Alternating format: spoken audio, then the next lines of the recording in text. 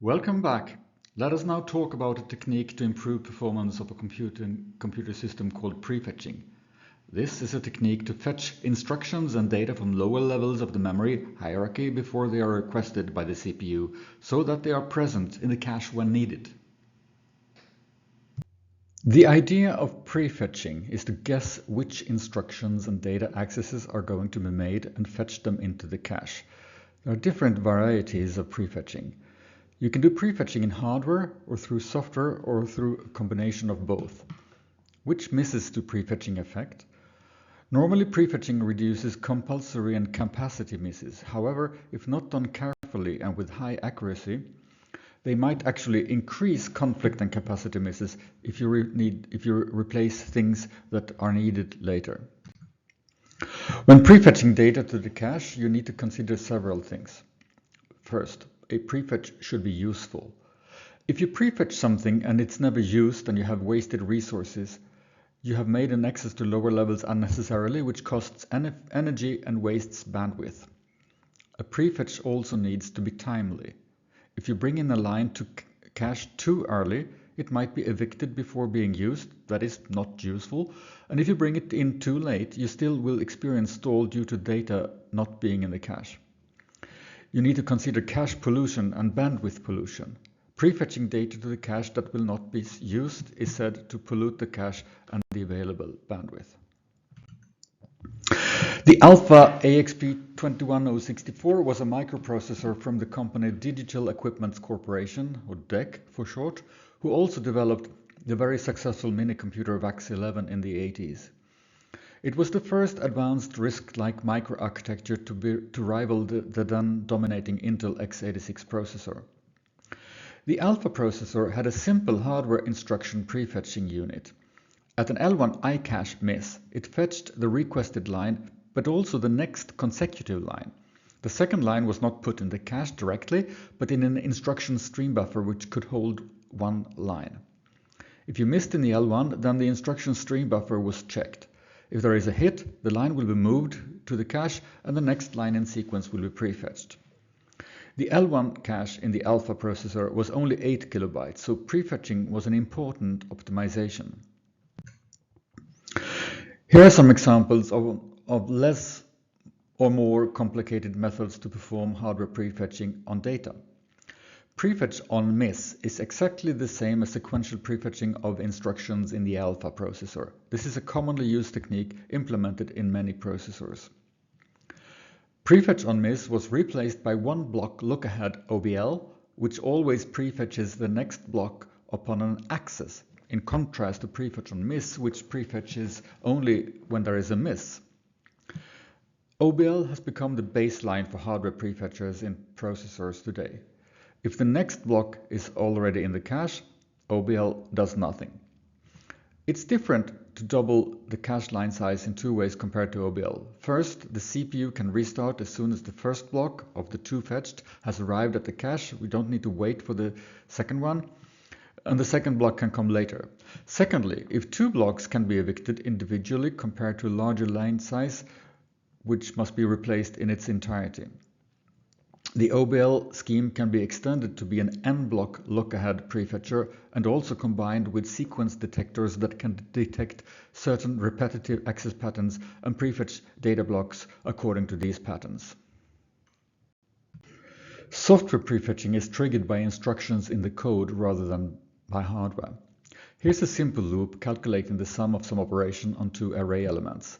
The function prefetch takes an address and brings the block at that address into the cache. It's implemented as a single instruction by the processor. It's like a load, but the data goes to the cache instead of to a register. Here we issue prefetch instructions to the next element in sequence by adding the current index +1. It's not entirely a totally software-based method, as it requires quite some support in hardware. First, you need special instructions to be able to handle an outstanding miss without being blocked. And while the cache is waiting for the prefetching block to return, it should be able to serve new loads and stores.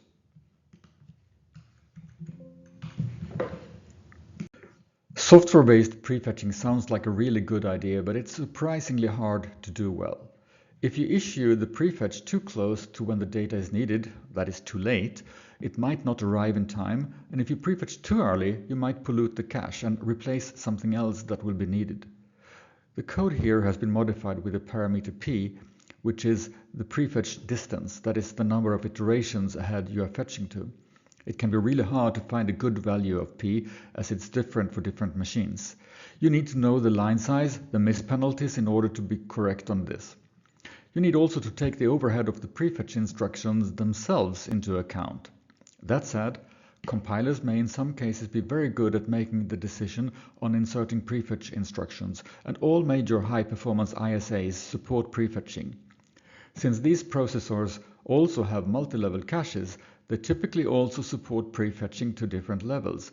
A prefetch to level 2 or 3 is less likely to pollute the cache and can still reduce access time to a miss significantly.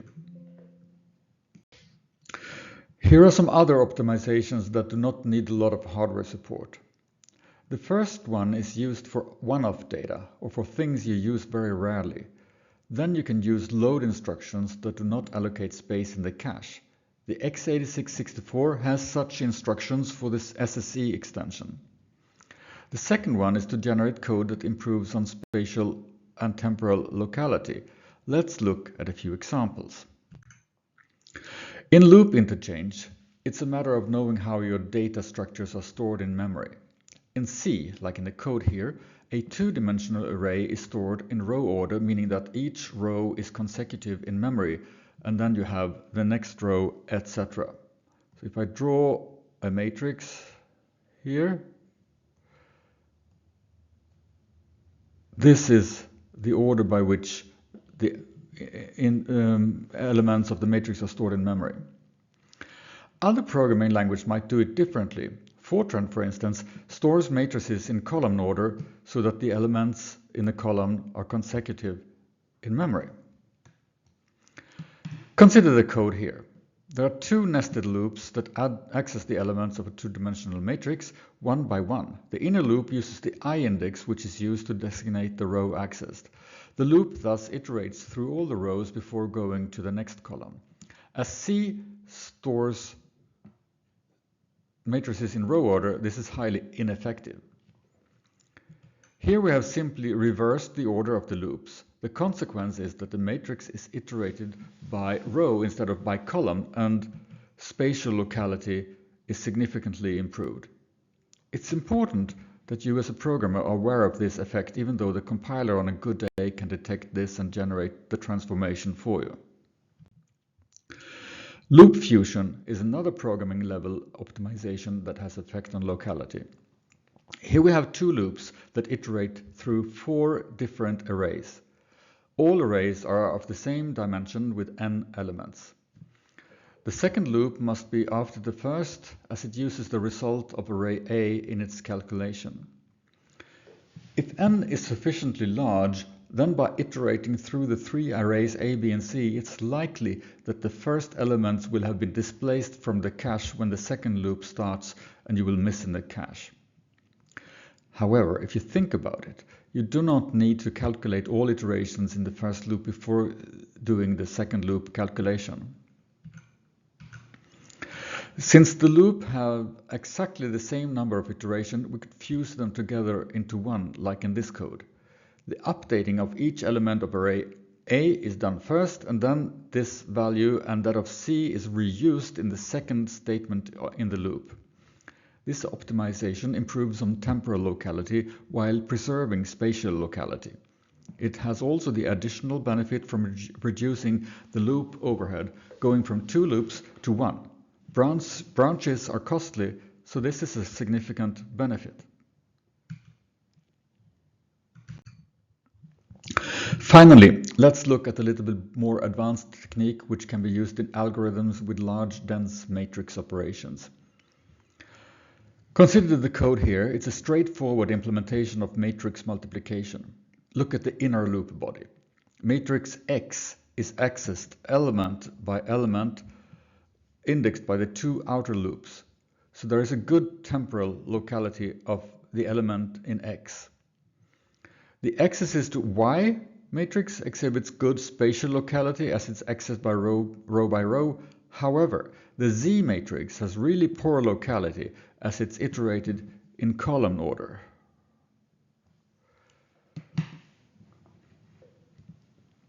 For this problem, there is no easy fix as loop interchange or loop infusion to be made, so we need to think differently.